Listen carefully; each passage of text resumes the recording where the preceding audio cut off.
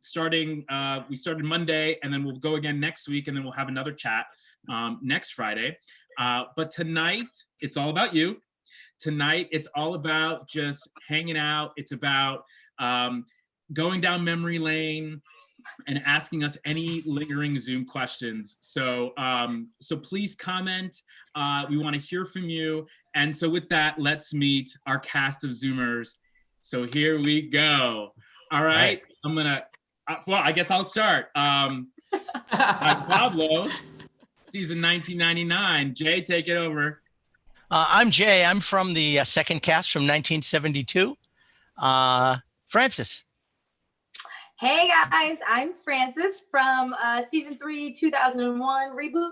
Kaylee. Hi, Zabu Mumbers. I'm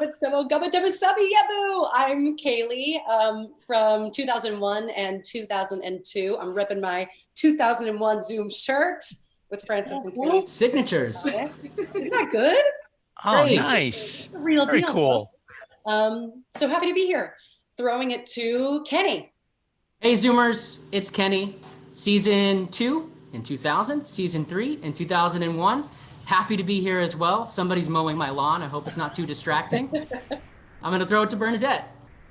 Hi, I'm Bernadette. From the second or third cast, I'm not sure which one that is, but in 1972. Great to be here.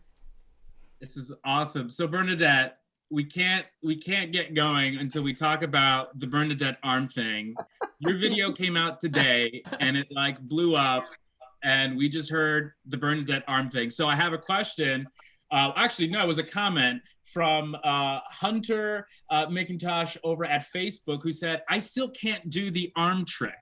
Ooh. So I feel like, but okay, before I'd love to for you to just break it down for us, but why don't we just all right now just kind of give our let's just give it a try and see how we do, and you let us know if we've passed the test. Okay. All right, ready guys? Here we go. One. Group effort. Yeah, let's do it. 1, 2, go. Hi Bernadette. See, it's not fair because I was taught by the master. So. Very, very good, all of you. A+. So yes. tell us about it. How did that? I mean, because that's like iconic. How did that come about? And then break it down for us. Okay, so we were all gathering together to start our new Zoom season. Lori and Danny and Leon and Louie and Edith and Neil, and we all had signatures we were asked to do, saying I'm so and so, and then they do something really cool. Well, Lori is an incredible gymnast, and she decided to do a backwards walkover, and she did a fancy one where she's sitting on the floor and it just goes right up. And I kind of wanted to do that, but my gymnastics was not very good. So she had already taped that. So I told the producers I had nothing. I went home and felt kind of sad about it and told my dad. And my dad said, oh, why don't you try this? And he just, did this like 3 times. And he said, and he learned it when he was growing up in China. He watched Chinese operas, and these actors that portrayed the warlords would use these swords and do a dance with the blades of the sword. So it looked like the blades of the helicopter. And so he showed that to me with his arms. And I said, Dad, that's really, nobody at 12 years old thinks that their parents are cool. So I was like, what am I going to do? Okay, I'll do it. So the next day I went in. I said, okay, I'm ready to tape. And I did that. I just said, hi, I'm Bernadette. And Newt Whalen, the music director, added some really nice music chimes to it. So I think that's what made it sound even more magical, or seem magical.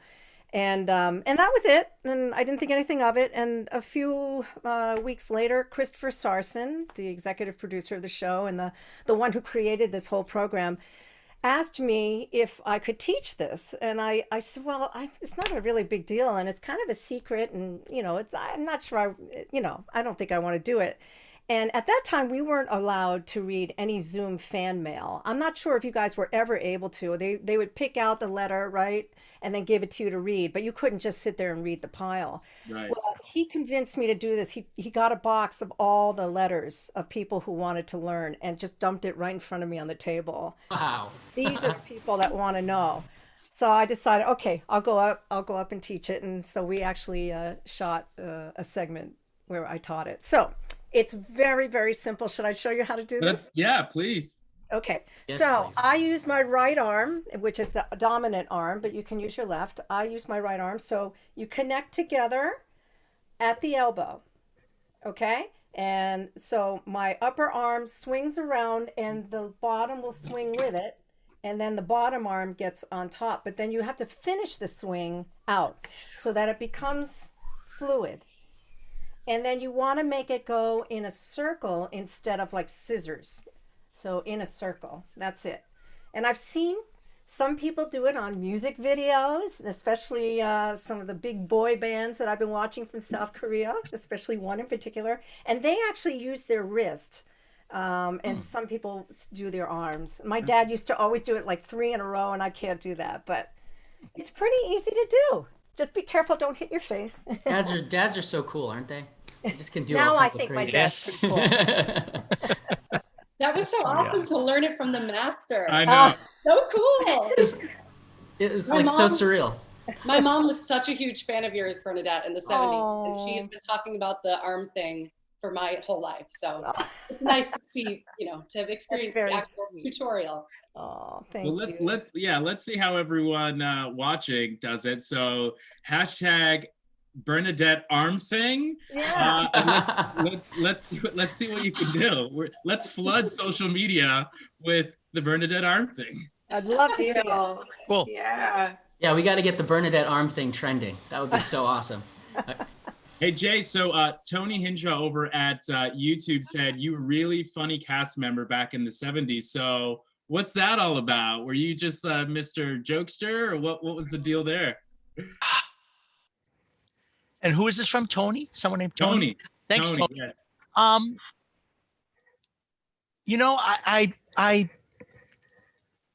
I watched the original cast. I watched the first season of Zoom when it came out, and I was just so excited by it. And one day, Nancy from the original cast looked right at me. She looked right at me, and she said they're going to be auditioning for new Zoomers. And I turned to my mom, because we were in the kitchen. She was cooking dinner at the time, because Zoom was on at around 6 p.m. in the Boston area. Yeah. And I said, Mom, I want to do that. So it was just the whole process was it was just so special and so unique. As far as me being so funny in the 70s, I don't know, I guess we were just 10, 11, 12-year-old kids, and they turned the camera on. We didn't necessarily know when it was on, and we just were us. They just let us be us. Totally. And that was a huge piece of it. I know that. Right. That was So definitely a fun part, for sure. It's clearly been a while. We are not in Boston on the set. So why don't we just go around quickly and just say where we are, what we've been up to, and then we want to get to you. Then we want to get to the viewers and answer some of their questions. And I just kind of want to put out there that we'd love to hear how Zoom played a role in your life, and how are you zooming into action today, how it plays into your life today, and how it did on the show or when you watched the show. But I'd love, let's just kind of go around and let everyone know where we're at and what we're doing. So Kenny, you want to start off? Sure, yeah. So right now I live in Los Angeles, California, and I came out here not too long after Zoom finished. So I kind of came out here to go to school and to sort of try to get into the film industry. So I'm an actor now and a filmmaker, and I've worked on a whole bunch of feature films and TV shows, and so yeah, Los Angeles is home now, and I've been here for a while.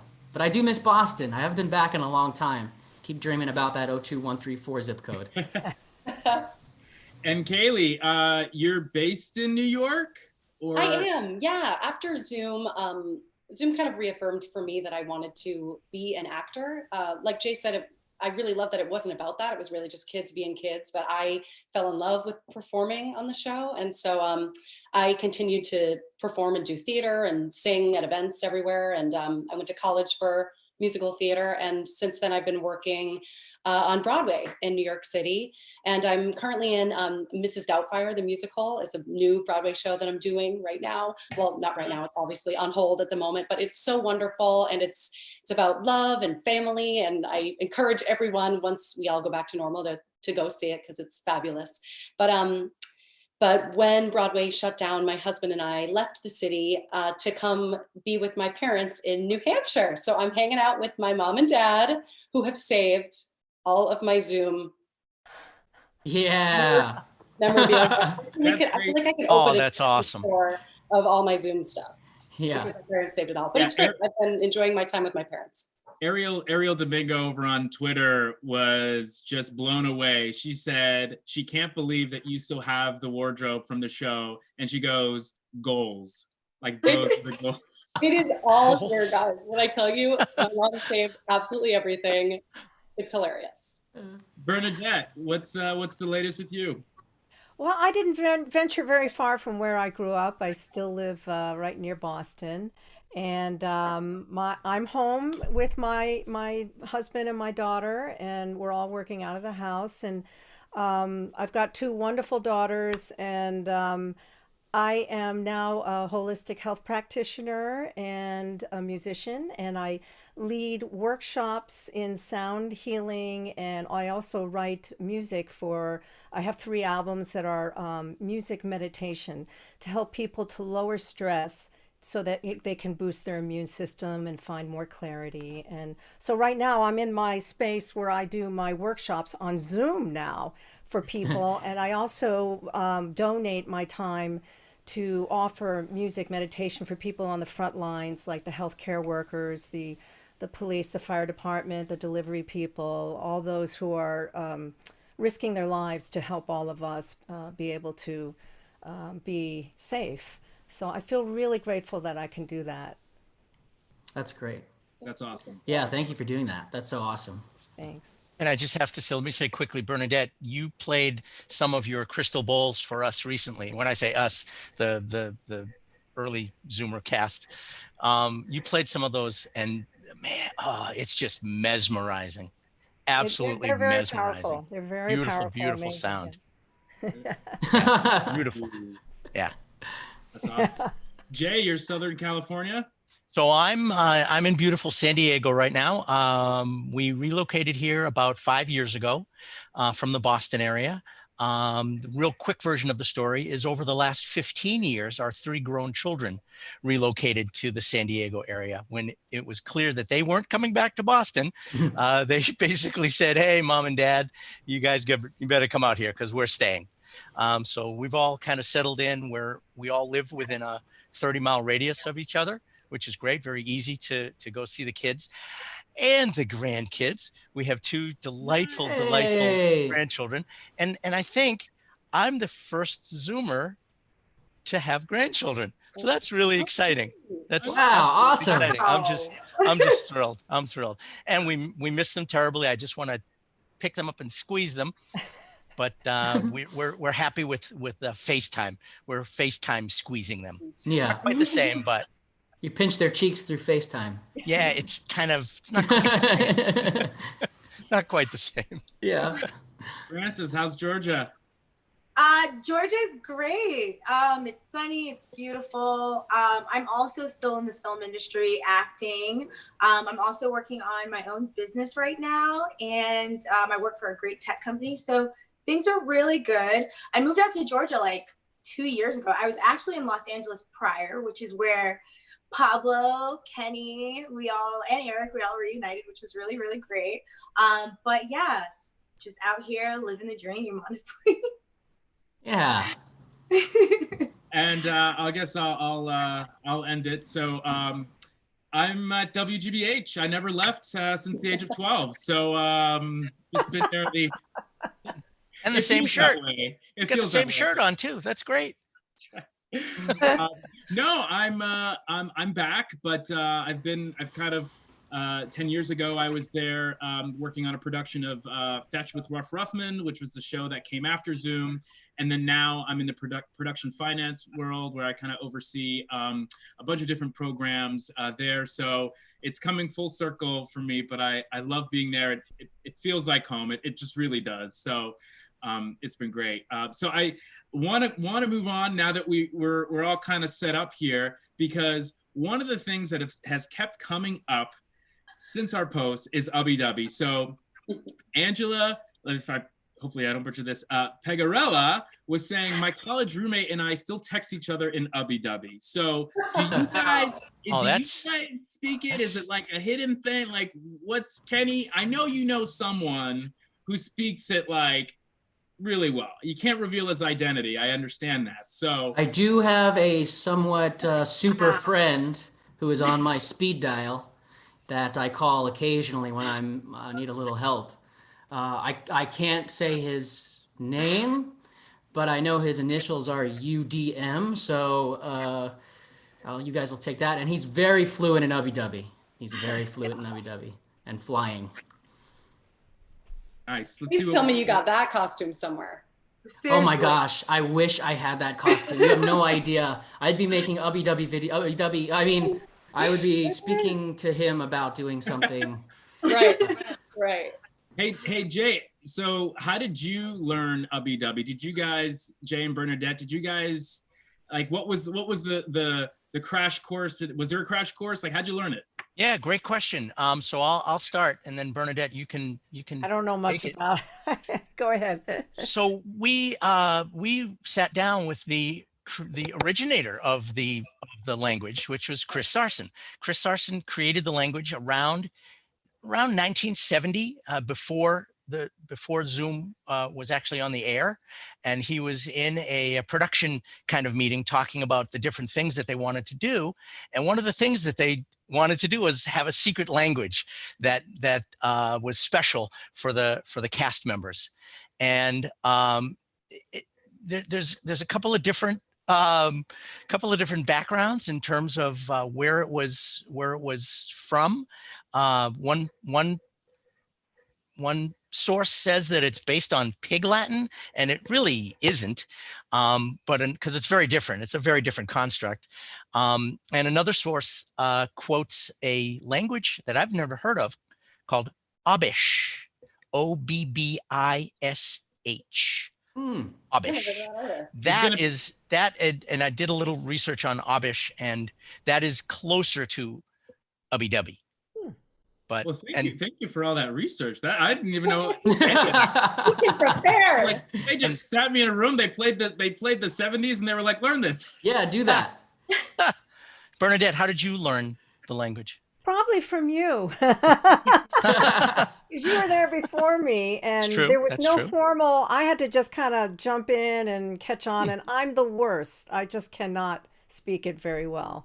So I just followed his lead, and Anne and David, all the ones who were there before us, and Maura. Yeah. Kaylee, how's your Ubby Dubby these days? Mabay, Ubby Bubby Dubby Bubby, I was probably Gubbud, Bubby Cuppa, Dubby Cuppa, Bubby Papa Blubbo. I think you taught me, Pablo, because I was a huge fan before, not in person, but I was a huge fan of the show before I was on the show.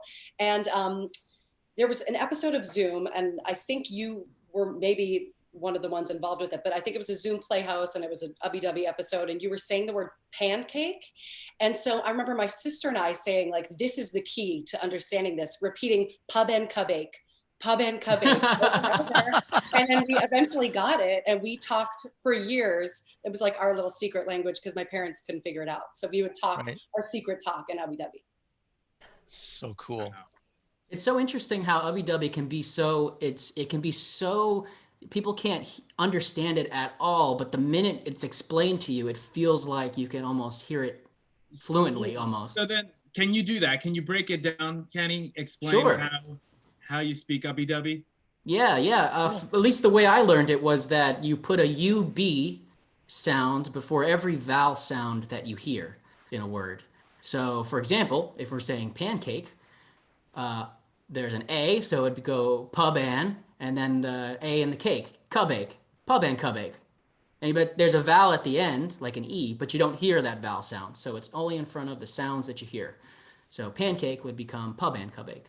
And so, my name is Kenny is another example. You hear the E and Y isn't a vowel all the time, but sometimes it is. And in this case, it'd be cabenabi. Cabenabi. And the same works in Spanish, right? So, yabo, abablabo, ubu bobi dubi bobi. Say that again? I'm extremely impressed.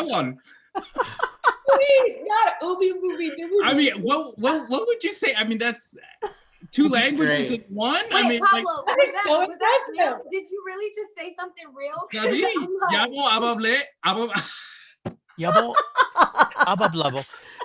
That's awesome, Pablo. Yobo kabum brumban tobo. Now, Abu Dhabi though was just with an accent, so you know. Ooby Just with a dooby. Spanish accent. That's awesome. So cool. That's great, Pablo. So Booby. let's get to our kind of Zoom chat topic, and then definitely want to hear from what everyone at home is feeling, and also anything else they want to ask. But so you know, how did Zoom play a role in your life, and how are you zooming into action today? Francis, you wanna go first? Yeah, sure. So how did Zoom play a role in my life? First of all, it was the most amazing experience of my entire life. And through doing it, I knew that acting is the direction that I wanted to go in. Like, you know, it was, I woke up every single day, super excited to come to work. I mean, I had a great cast. I mean, you know, so it was just such a positive environment. And I just knew, like, I was like, yep, this is it. This is the route that we're going to go in. And how am I still zooming into action? I mean, oh my gosh, staying artistic. I'm still a huge fan, and I'm always talking about it. So trying to teach my boyfriend Ubby Dubby. So, I hope he was just listening. Say it again. I said, I hope he was listening to our tutorial. Oh, he probably totally is.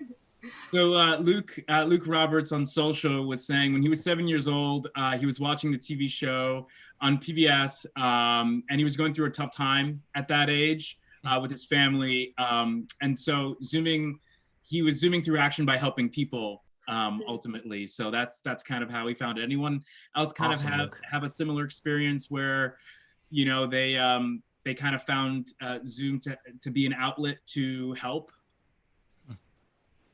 I'll speak on that for sure.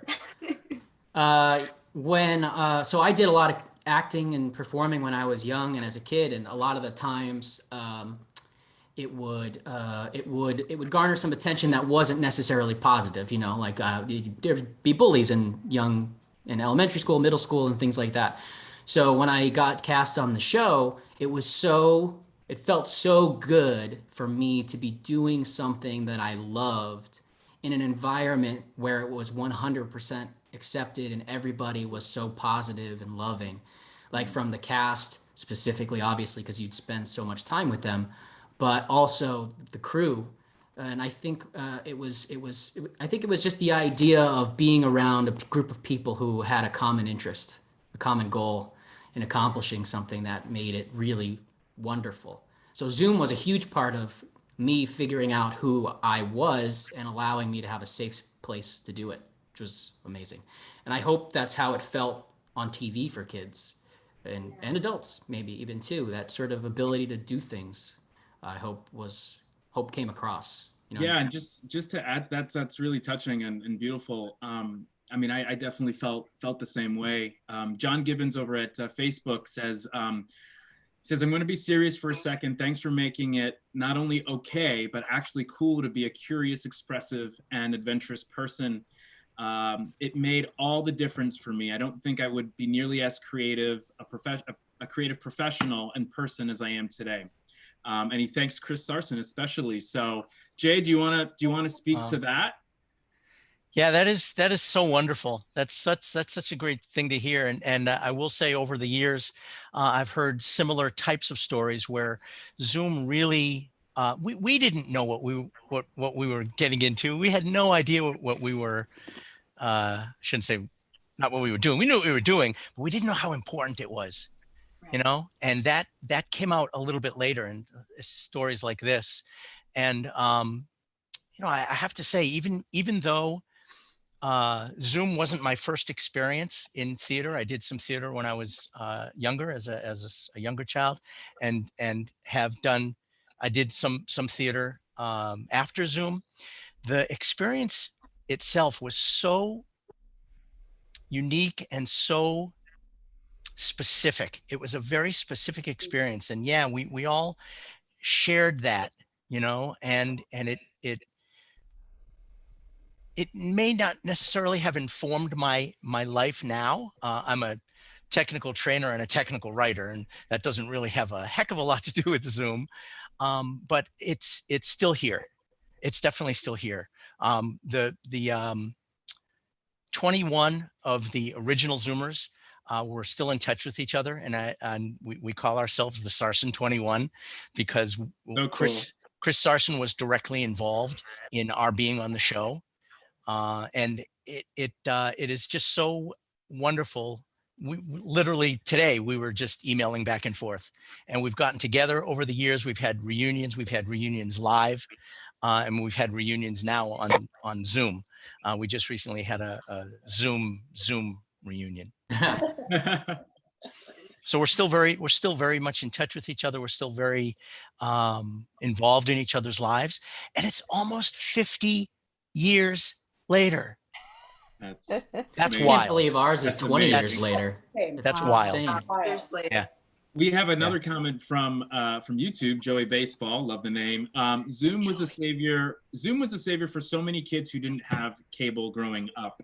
Bernadette, was that like? Did you ever hear from viewers, from fans, just saying how like didn't have access and ways to watch other things, and so Zoom was really like it was great to have that.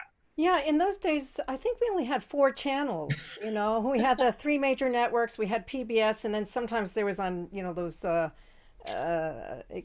channel 58 or 38 and 56 or whatever with all the cartoons and stuff. So yeah, I heard people. I guess our show was on every night at 6.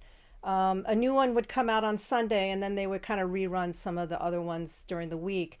And people who told me they'd come home they'd get their homework done, and right before dinner they could just watch the kids, and they felt like we were in their living rooms. And it was like the first interactive type of show where we were getting letters and skits from the viewers, and we heard their names and their ages and what town or state they were from, and we would do their plays and interact. So I think there was a really nice connection. And even after almost 50 years, I still hear from people who remember it and remember either myself or Jay or others. And you can see the look on their face. They kind of go back into that childlike gaze, you know, and they're almost 60. They're like, you used to be my best friend, you know, that kind of thing. Yep, totally. Haley, did you have kind of zooming into action play a role in your career?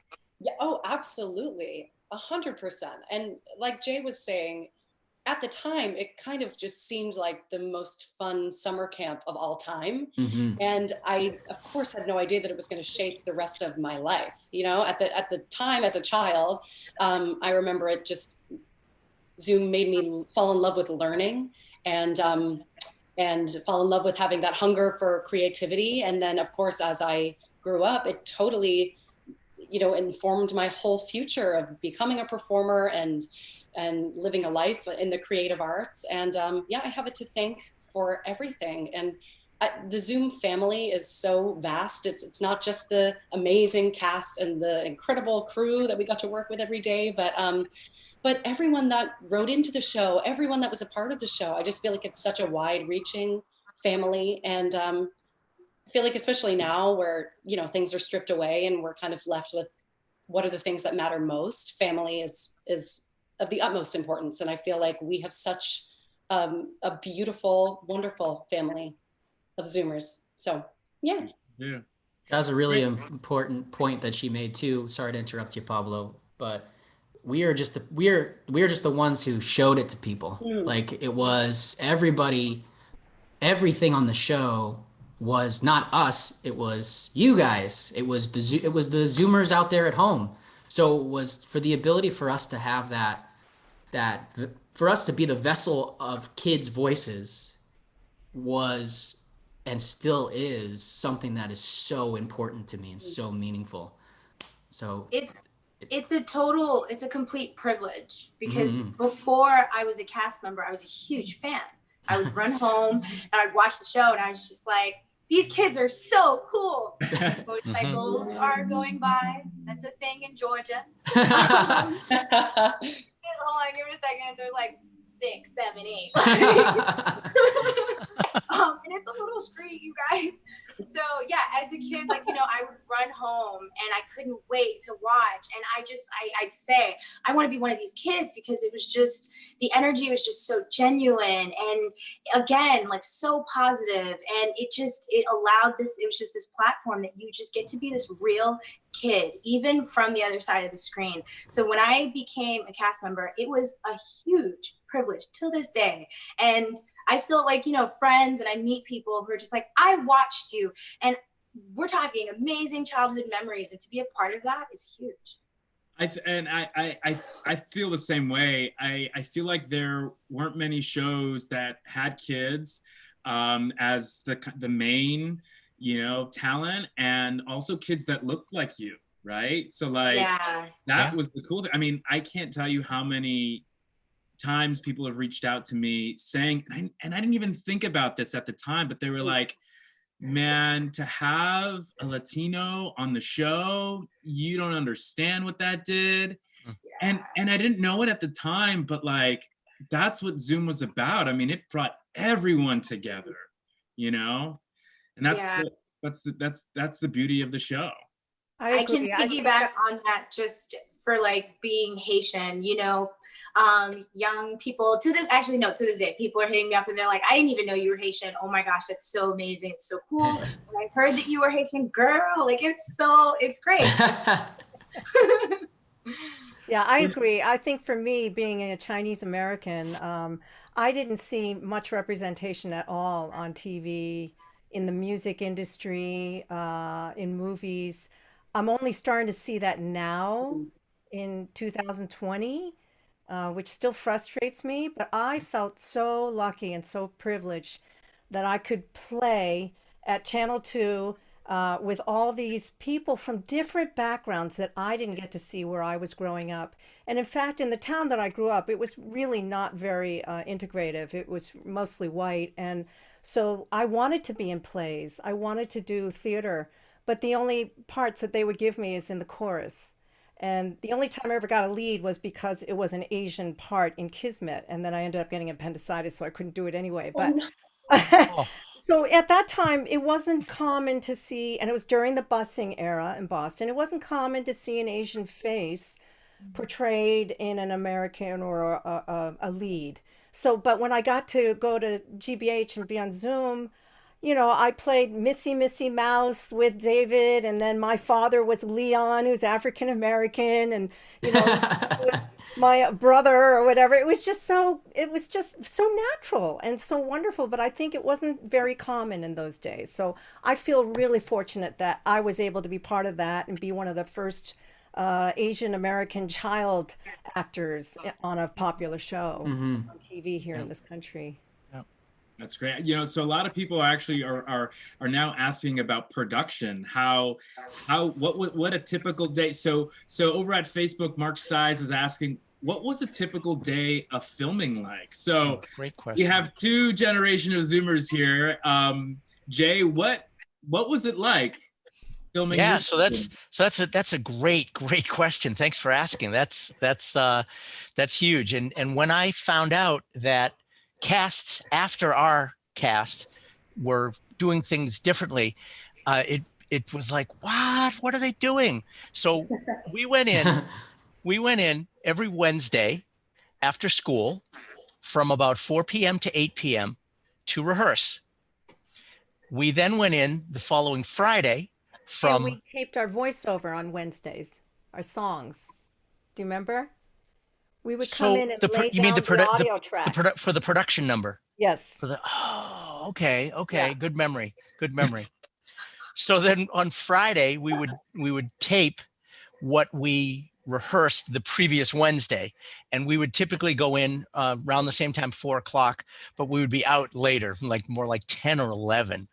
Wow. And this was every week. We did this every week for the term of our castness. And that Sunday, Newt Whalen would give us individual cassettes with each person's part on it for the next musical number the next week. We put out a show a week. So Wednesday was rehearsal. We laid down our audio tracks. Friday, we would tape. We would be so excited to come into the studio on Friday because the whole set would be painted and there'd be like gorgeous kiosks, and it would just be so exciting and so magical there. And we would tape everything and we'd do the dance numbers, and then they would hand us cassettes. You don't remember this, Jay? But did you say he gave the cassettes to us on Sunday or on Friday? No. Oh, I mean on Friday. Sorry. On Friday. Sorry. Okay. It would air on Sunday. So they give it to us on Friday. Thank you. Wow. And then we would have to learn, but our parts would magically harmonize with each other because he would sing different parts to everybody individually. We come back in Wednesday, rehearse, and just start singing, and it would just sound amazing. And that was Newt Whalen's brilliance there. Yes. Yeah. Yes. Yeah, I don't know, Kaylee and Kenny, Francis, I believe we did it during summer vacation or spring break or summer vacations, right? Like that was summer. Yeah, over the course of a summer, we would have like a little bonding like trip experience where we all got to know each other. Camp Zoom, I think it was. Camp Zoom. Yeah, it was. Camp Zoom, that was so fun. And then we would sort of have a little bit of time to sort of get to know how things would go, like a couple weeks in between. They'd give us practice scripts, if I remember that correctly, or something. And then, we would, Monday through Friday, it was like a full-time job, as much as kid actors can go. And we would, during the summer, and we would shoot the entire season over the summer. So when Kaylee said earlier it was like the best summer camp, that's exactly what she meant. It wasn't a joke, yeah. Wow. We would come in and have breakfast. Breakfast would be set up for us, which was really cool. And then we'd go through makeup and wardrobe and hair, and we get together in the Zoom zone and like just prep, like, you know what I mean? We'd like icebreakers and do our warm-ups and stuff, and then different segments were being filmed. So if we weren't on set, we were in the Zoom zone. We had activity tables. We did journals and stuff. We had bean bags. We had Foursquare. It was popping. I still have my scrapbook. I should have found it for this conversation. We made scrapbooks. Yeah. Mine's gotta be somewhere in this house. I should go dig it out.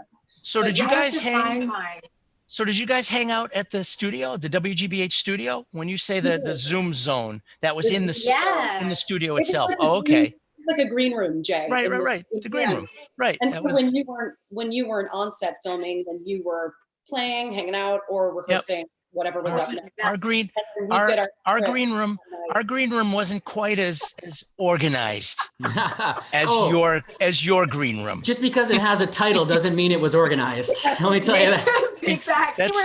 We were never in the green room. We were running all over the offices, the studio, the scenic docks, because it was at night, and we drove. Whoever was there, Robert J. Lertzema probably, or who was on radio, and we were driving everybody crazy. And Julia Child would be in the cafeteria with her secretary.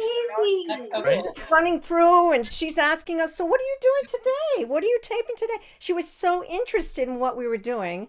And the poor woman, I mean, we were really crazy. But she loved it. She loved the energy. We'd see her every Wednesday night, on Friday. She's been a special guest on Cafe Zoom. Yeah. Oh, that would have been. Oh, how cool would that have been? That would have been amazing. Yeah. We weren't as well behaved, I don't think. We're seeing a lot of talk about someone that we all know, and we never explain the secret, but goes by the name of Fanny Dooley. And so Mackenzie watched her. Should we explain the secret? Wait. No. So Mackenzie Walker's just throwing out. She goes, "Did you know that Fanny Dooley likes YouTube but doesn't like social media? Why do you think that is?" So let's throw out a couple. Does anyone have a couple that they want to toss out? Fanny Dooley likes Facebook. but doesn't like Yes. Instagram. Yes. Yes, she does. That's right. I've got one. Fanny Dooley likes ubby-dubby and gibberish, but she doesn't like pig Latin. That's true. That's true. That's a good one. Yeah. Why do you think that is? Why do you think that is? Any others? Any others? Let's see. Every time I try to think of some, I just think of all the food items Fanny Dooley likes. What does that say about me? I What does that know. mean? Me too. Okay. Hey. Okay. Fanny likes being silly, but doesn't like jokes. True. Why Fanny- do you think that Why is? do you think that Why is? do you think that Okay. is? All right. Fanny well, Dooley likes cheese, but she doesn't like dairy. Why do you think that is? Fanny Dooley likes noodles, but she doesn't like pasta. Why do you think Right. that is? Right. Exactly. Well, let's see. Fanny let's Dooley see. loves the grass, but doesn't like the dirt. Why do you think that is? Well, that's understandable. Yeah. I kind of got it too there. Me too. Let's ask everyone. Hashtag your Fanny Dooley. And let's put it out there. We're just gonna see a bunch of Bernadette Arm Thing and Fanny Dooley and Ubby Dubby all over the place. I would Which is love awesome. it if kids sent in videos of Fanny Dooley's. That would Oh be my so cool to see. God. Send them in. Yeah. Send them. For sure. What would you say is your favorite segment that you did? Like, was it a cooking cafe Zoom? Was it a Fanny Dooley? Was it doing the plays? Cafe Zoom and Zoom Playhouse for sure. Mm. Because till this day, I love to act and cook, honey. It really did influence your life, didn't it? Showing off. I loved Zoom Sci. I loved the science experiments. Kenny and I and Eric, I know what you're about to say you know what I'm gonna say because it was one of my favorite ones too. We built. I don't know if anyone remembers this at home, but we made a Rube Goldberg machine. Oh yeah. We made cool. this machine over the course of. Was it over the entire summer? It was like one of the last things we shot. Yeah. It was. We began, day one, say, of the summer, and then it was one of the final things we filmed, the full machine in its complete form, and it was so cool to work on that all summer and to see it through to the very end and watch it be successful, and it was so exciting. Let's see if I can remember something here. A Rube Goldberg device is something that makes a simple task very complicated. You don't remember But Rube Goldberg never finished his machines. He only drew pictures of his. We've actually built ours. You remember the Awesome. script? That's wow. That's great. Wow. Well, it's one of my favorite segments. I mean, I loved it so much. It was so much fun. What was was it to get toothpaste onto a toothbrush? No, I remember because this was my part. We made milk pour into a glass. Oh, that's right. Yeah. Nice. Yeah. That was so That's much so fun. cool. Bernadette, did you have? I guess you mentioned it was the playhouses. I love doing the plays. I did one with Jay. I don't think he remembers, but we were supposed to make a cake. And we had to throw in the strangest ingredients that one of the viewers had sent in this write-up. And it was like marshmallows and chocolate frosting. But we kept messing up, so we had to do the takeover again. It was this big pot. And they would give us the weirdest popcorn, and we just kept mixing. And it really looked disgusting. Jay's like, oh, we're going to add this. And Jay's like, that's good. I almost lost my lunch. I was laughing so hard. It was one of my favorite segments. That's Do you fun. remember Bernadette, that, Jay? honestly, I do recall something like that. I do recall. The jokes were great too, because they were so cheesy. It was so awesome. How do you make an orange turnover? You tickle its navel. All those jokes were so great. By the way, the Zoom door still exists. It's at WGBH. It still exists. Yeah. Really? I saw that on your social media. I was saying, man, they should have guided tours that just have people walk through past the Zoom door. People would really love that. And they had I worked at Fetch for a while with Pablo, and in the set, and Jay came to visit, and he saw this. They had the Zoom barrel, and that's where we used to fish for our mail. But they turned it around so you couldn't see the Zoom logo. But that was part of the Fetch set. That's hilarious. So They cool. got out of the Smithsonian. I guess they have some of our props there or something. Whoa. I don't know if I'm correct, but it was cool to see. And I showed Joe, and he had to take Jay, and he had to take a picture Yeah. of Yes, It was That's great. Yeah, we amazing. turned the barrel so that the Zoom logo was facing front briefly, That's and we awesome. both took a picture in front of it, and I have that picture still to this day. Oh, that's great. great. Pablo brought, I think a friend of ours, I hope I'm like not, yeah, a friend of ours to the Zoom door. And she was super, super hyped. She's And a I hard hope she's person. listening right now because you know we talk about you, girl. Yes, that was her. It made her day. I think it made her life. I don't know. She's a huge Zoom fan. Yeah. I have a question coming from YouTube. Zoom fan 1, asking the 99 to the 05 Zoomers. I always wanted to know how they asked you to return for another season. Kenny and Kaylee, I know you returned. How did they tell you? Did you re-audition? Oh, that's a good question. Kaylee, do you want to? I have vague memories of how it all went down. I definitely had to re-audition, but I think the first time you're auditioning for Zoom, you go through many, many, many rounds of auditions and callbacks. And I believe when we return for the second season, you have to come in, but maybe just at the very end, the final round, to re-audition. Yeah, there's like a chemistry sort of rounds of casting where you see how we all work well, if we work well together, and how we all communicate. And I think that's the part I remember too, coming in towards the end of it and seeing how we worked with you two, with you, Francis and Kaylee. Did I do that? Do you remember that? Me coming in? Yes, Vaguely. we were all there for the last day. Okay. Yeah, I remember auditioning for that second round, but it's a blur. It's been a while. Do you guys have any memories of how you were told you were cast? Does anybody have any memories of that? Like what that moment was like? I was at a basketball game. I was playing basketball on the team, and my mom, I think, had told my sister, because they had found out before me. Maybe did our parents find out first, or someone had called my mom, I think, and told her. Yeah. And so my little sister, who's the sweetest and my best friend to this day, she came and like gave me a hug after my basketball game, and then announced to me that I was going to be on the show. And I was so excited, and she was equally as excited, and the whole fam was thrilled. We're all Zoom fans. I was only on season 1999 season, and I just remember getting to a point where I was 12. I think I turned 13. Had the mustache was starting to grow.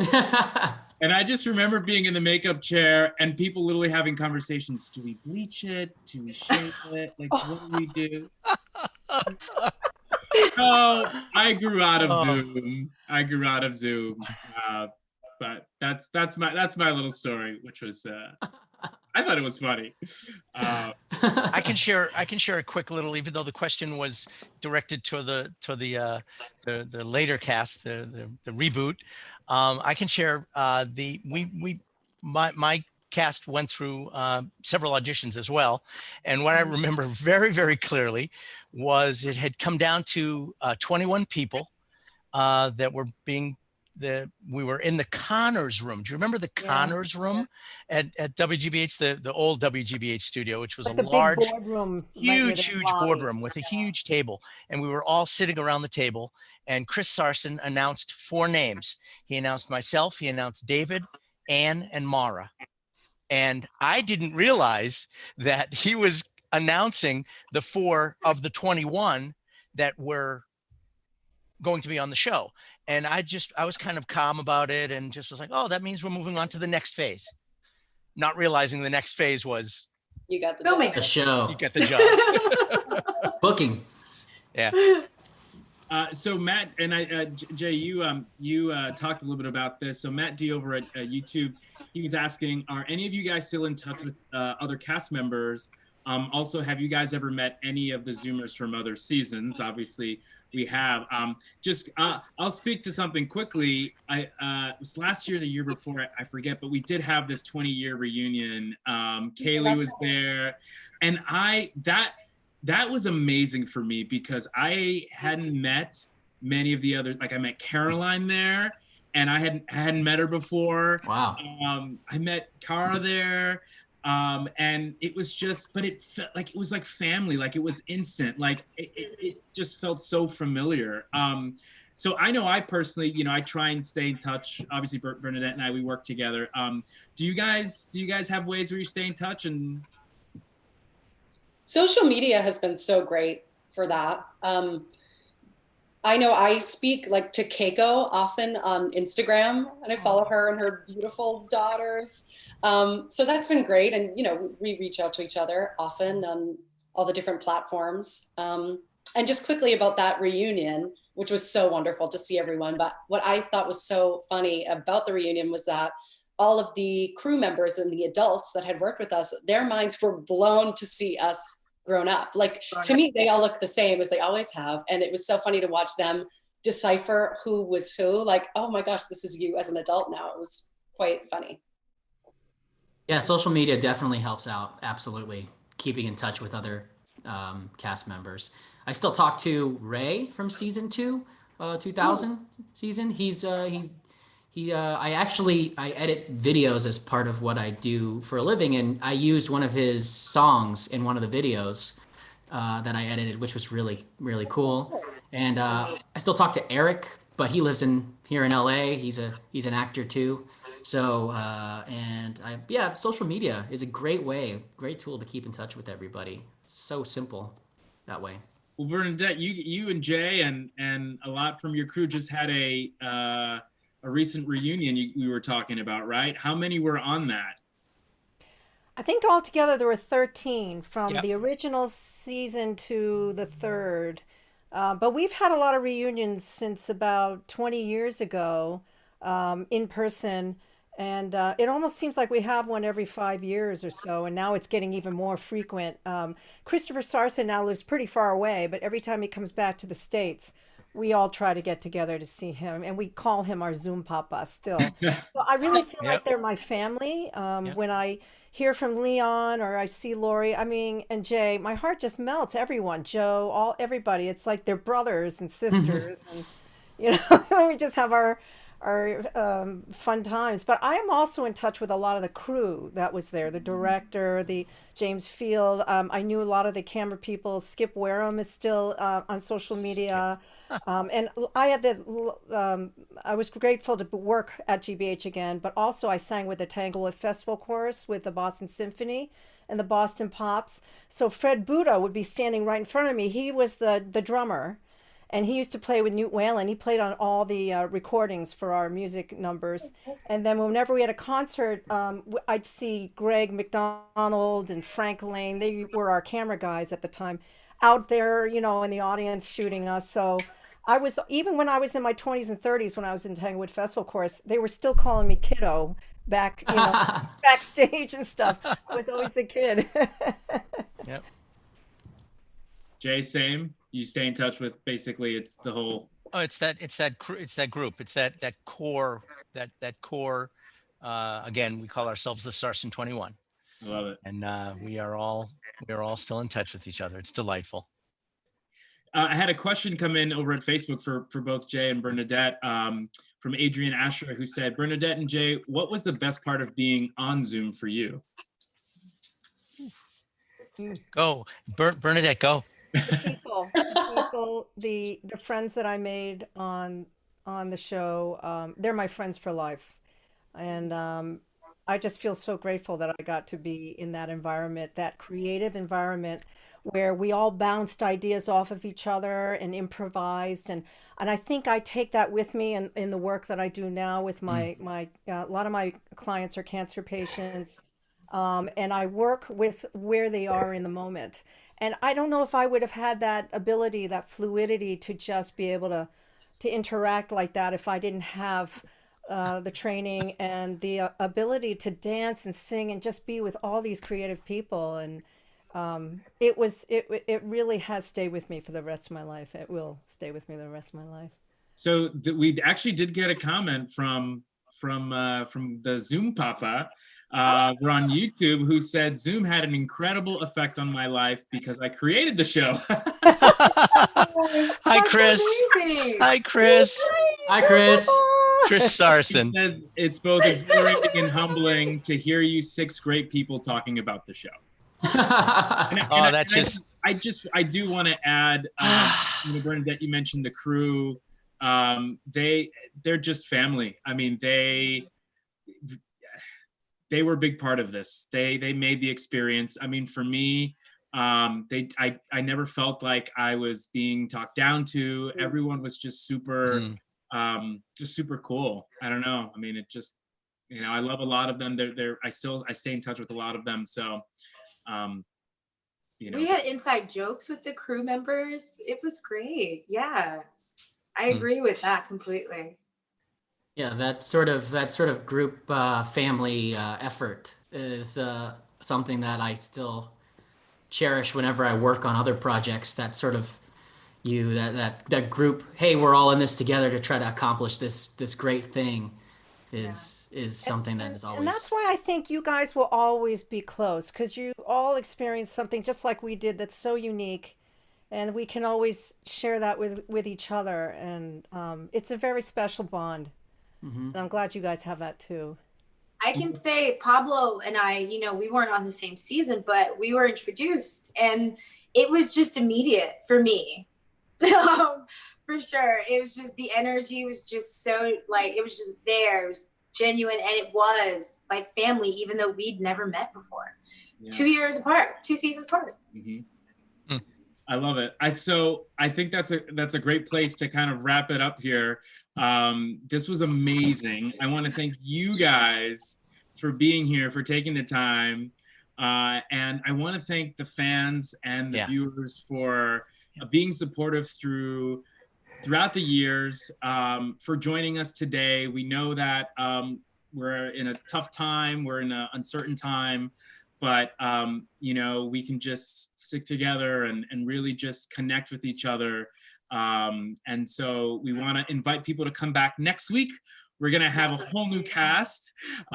So stay tuned, and also continue to check out the videos on WGBH's social channels. They'll continue to come out. So we're excited for you guys to see those, and please share, and please comment and show us your own version and try it. So we're really excited, and thank you again. And I really do want to take a quick moment to thank first responders, essential workers, nurses, everyone out there who's really, just stepping it up. And so we are grateful. We're thankful. We want everyone to stay safe, be well, and be kind. So thanks, everyone. And we'll see you next week. Thanks, everyone. Bye-bye.